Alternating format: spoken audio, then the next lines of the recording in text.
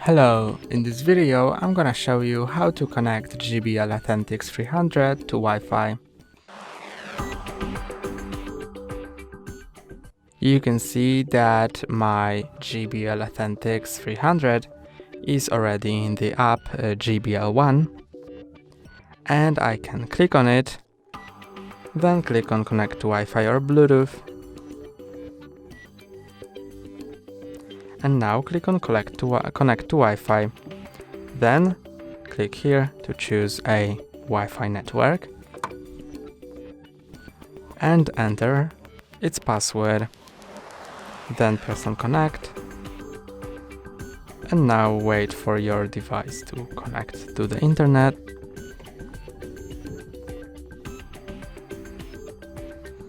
It will check for software updates.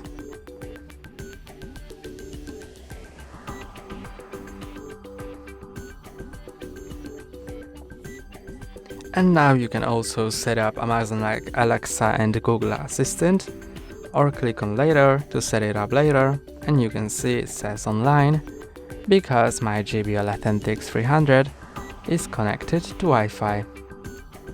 That's all for today. Don't forget to like and subscribe. See you next time.